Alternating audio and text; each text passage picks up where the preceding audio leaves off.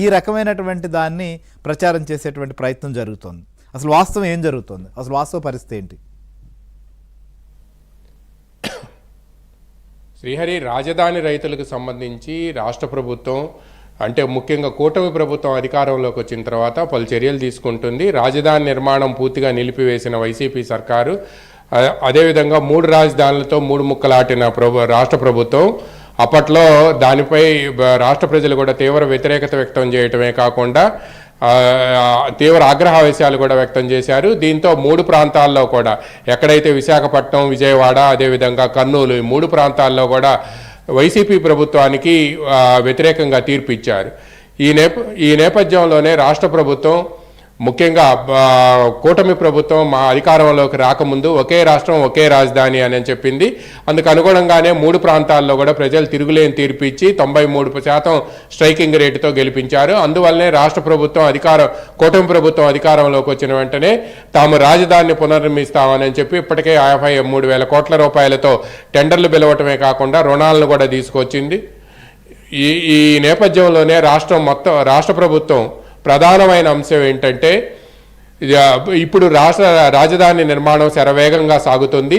ప్రపంచ బ్యాంకు, అదేవిధంగా Asian development bank ఈ 2 కూడా రుణాలు ఇవ్వటంతో రుణాలు ఇచ్చిన వెంటనే వాళ్ళకి రుణాలు ఇవ్వద్దు మీరు అని చెప్పి రాజధాని రైతులు ఇష్టపూర్వకంగా తమ భూములు ఇవ్వలేదు అని చెప్పి కూడా ఆరోపణలు చేశారు. అదేవిధంగా వరల్డ్ బ్యాంక్ మేనేజ్మెంట్ మీద వరల్డ్ బ్యాంక్ బోర్డుకి కంప్లైంట్ చేసిన సందర్భాలు కూడా వైసీపీకి సంబంధించిన సానుభూతి పరులు ఈ కంప్లైంట్లు చేశారు. దీనిపై వరల్డ్ బ్యాంక్ ఒక ప్యానల్ కూడా, ఇన్స్పెక్షన్ ప్యానల్ కూడా వచ్చి ఇక్కడ క్షేత్రస్థాయిలో పరిస్థితిని పరిశీలించి వీళ్ళు చేసిన కంప్లైంట్ నిజం కాదు అని చెప్పి తేల్చి చెప్పింది. ఈ నేపథ్యంలోనే రాష్ట్ర ప్రభుత్వం రాజధాని నిర్మాణాన్ని శరవేగంగా ప్రారంభించింది. దీంతో ఇప్పుడున్న పరిస్థితుల్లో ఏంటంటే రాజధాని నిర్మాణం శరవేగంగా సాగుతుండటం, పైగా సెకండ్ ఫేజ్ ల్యాండ్ పూలింగ్ కూడా వెళ్లటంతో ఏదో విధంగా రాజధానిపై బురద జల్లాలనే ప్రయత్నాలు సాగుతున్నాయని చెప్పి రాష్ట్ర ప్రభుత్వం అనుమానిస్తుంది. అందుకనే నిన్న రాజధాని రైతు అతనికి గతంలో బైపాస్ జరిగి ఉంది, 2 సార్లు స్టంట్ వేయించుకున్నారని కూడా చెప్తున్నారు. దీనికి సంబంధించి గ్రామస్తులు కూడా ఆయనకు ఆరోగ్యం బాగలేదు, అక్కడికి వెళ్ళవద్దు అని కూడా చెప్పినప్పటికీ ఆయన వెళ్ళి తన ఆవేదన ఏంటనేది చెప్పారు. వాళ్ళకి ఇళ్ళూరు పోతుంటే దాన్ని రీప్లేస్ చేయడానికి ఎక్కడ వాళ్ళకి ల్యాండ్ కావాలనేది కూడా ఆయన అక్కడుండే ఎమ్మెల్యే శ్రావణ్తోనూ తర్వాత మంత్రి నారాయణకి వివరించారు. ఈ నేపథ్యంలోనే ఆ తర్వాత ఆయన వెళ్ళిపోతున్న సమయంలో కుప్పగూలారు. మంత్రి నారాయణ తన కాన్వాయ్లో వాహనం ఇచ్చి మణిపాల్ ఆసుపత్రికి తరలించే లోపే ఆయన మరణించడం జరిగింది. ఈలోపు గుండె పగిలిన రాజధాని అని చెప్పి పెద్ద ఎత్తున ఈరోజు పత్రికల్లో రావటం, ముఖ్యంగా బ్లూ మీడియాలో రావటం, దీనిపైన హడావుడి చేయటంపై కూడా ముఖ్యంగా రాష్ట్ర ప్రభుత్వం తీవ్ర ఆగ్రహావేశాలు వ్యక్తం చేస్తుంది. ముఖ్యమంత్రి చంద్రబాబు నాయుడుతో పాటు ఎమ్మెల్యే శ్రావణ్, అదేవిధంగా మంత్రి నారాయణ, కేంద్ర మంత్రి పెమ్మసాని వెళ్లి కూడా వాళ్ళని పరామర్శించారు.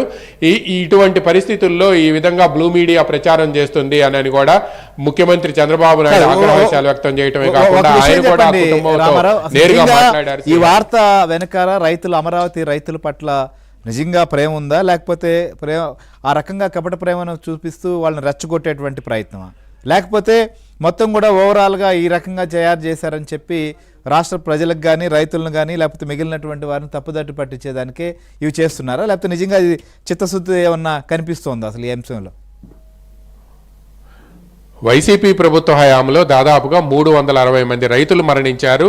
ఎప్పుడైతే 3 రాజధానులు అని చెప్పి 2019 డిసెంబర్లో ముఖ్యమంత్రి శాసనసభ సాక్షిగా అనౌన్స్ చేశారో వైఎస్ జగన్మోహన్ రెడ్డి, ఆ తర్వాత రైతులు చేయని పోరాటం లేదు.